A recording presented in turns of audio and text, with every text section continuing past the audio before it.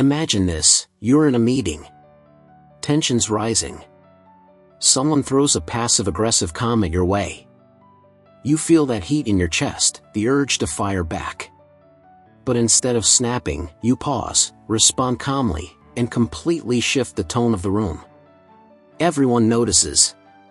You stay in control, not just of yourself, but of the whole moment. That's emotional intelligence, and it's not some rare talent. It's a skill you can train.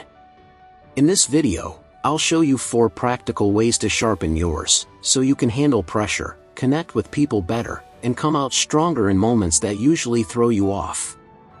Stick around. By the end, you won't just understand EQ better, you'll know exactly how to use it. Emotional intelligence, EQ, isn't about being nice all the time or always keeping your cool. It's the ability to recognize and understand your own emotions, read the emotions of others, and manage both in a way that improves relationships and decision-making. In many situations, EQ can matter just as much as IQ, sometimes more. We all know people who seem to navigate conflict gracefully, lead without being overbearing, and make others feel heard. That's emotional intelligence in action. And the good news? It's not just something you're born with. You can build it, just like any other skill. Here are 4 practical, research-backed tips to help you sharpen your emotional intelligence. 1. Get curious about your emotions. Most of us experience emotions on autopilot. Something irritates you, and you snap. Something excites you, and you go with the flow. But sharpening your EQ starts with slowing down and asking, what am I feeling, and why? This doesn't mean obsessing over every passing mood. It's about building emotional awareness. When you pause and label what you're feeling, stress, disappointment, or resentment, you give yourself a clearer picture of what's going on inside. It's surprisingly powerful. Studies show that simply naming your emotions can reduce their intensity and help you manage them better. Here's a simple exercise: a few times a day, check in with yourself. What's your emotional state? What might be causing it? Are you hungry, tired, under pressure, or reacting to something that happened earlier? Getting curious instead of reactive helps you build a habit of emotional clarity. That clarity gives you more control, especially in moments where it counts, like during a tough conversation or when you're making an important decision. Also, don't just stick with basic labels like happy or mad. Try to go deeper. Are you feeling overwhelmed or just restless? Is that anger actually disappointment? The more specific your emotional vocabulary, the better your emotional insight. 2. Learn to pause before you react. Strong emotions often push us to act quickly, sometimes too quickly. You fire off an angry email. You shut down during an argument. You say something you regret. These reactions might feel justified in the moment, but they often create more problems than they solve. A key part of emotional intelligence is creating space between feeling and action. That's where a simple but powerful tool comes in: the pause. Pausing doesn't mean ignoring your emotions. It means giving them a little room to settle so you can choose your response rather than being swept up in a knee-jerk reaction. Try this the next time something triggers you: pause and take one full breath. That's it. One breath. Ask yourself, what's really going on here, and what outcome do I want from this? This short break lets your brain catch up with your emotions. It gives your rational mind a chance to weigh in before you speak or act. The goal isn't to suppress emotion but to respond with intention.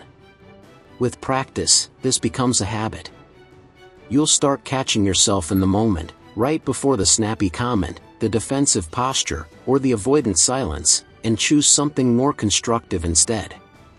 3. Practice empathy like a skill.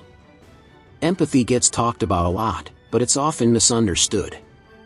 It's not about agreeing with someone or feeling sorry for them.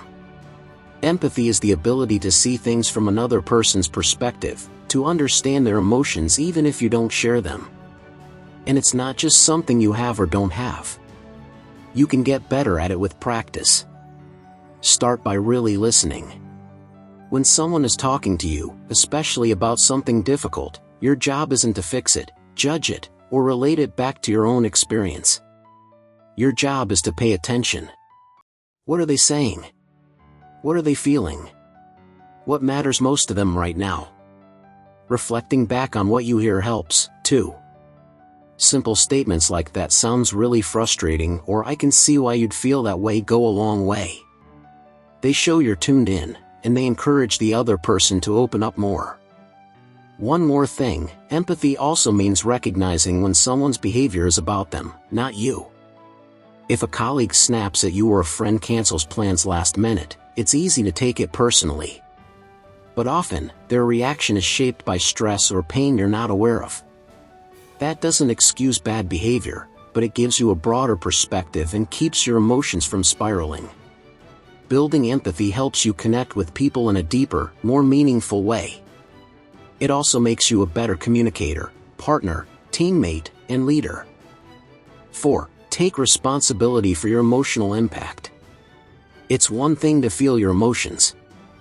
It's another thing to be aware of how they affect the people around you. We all influence the emotional climate of our environment, whether we realize it or not. A bad mood can bring down the tone of a meeting. A sarcastic comment can shift the dynamic of a conversation. On the flip side, a calm presence can diffuse tension, and a little humor can lift the room. Emotional intelligence means being mindful of the emotional signals you send, your tone, body language, word choice, and overall energy. One way to build this awareness is to ask for feedback. That doesn't mean inviting criticism for the sake of it. It means checking in with people you trust. "Hey, I've been working on being more patient in meetings. Have you noticed a difference, or do I come across as dismissive when I give feedback?" Most people don't know how they come across until someone tells them. Feedback can help you spot blind spots and adjust your emotional habits. Also, owning your impact means acknowledging when you get it wrong. Everyone loses their temper, makes a passive-aggressive remark, or shuts someone out now and then. The important thing is to notice it, take responsibility, and repair it. A simple, sincere apology like "I was short with you earlier, and I'm sorry. I was feeling stressed," but that's no excuse goes a long way. It shows emotional maturity and builds trust. Being accountable for your emotional impact is where EQ really shows up, not just in how you manage your own emotions, but in how you shape the emotional experiences of others. In conclusion, sharpening your emotional intelligence isn't about becoming perfectly composed or endlessly empathetic. It's about learning to understand yourself more clearly, connect with others more effectively, and navigate emotions, your own and other people's, with intention and care. Emotional intelligence isn't a quick fix, but it is a lasting one. And in a world that's often driven by reaction, the ability to respond with insight is a powerful advantage. If you enjoyed this video, please like and subscribe to the channel for more content like this.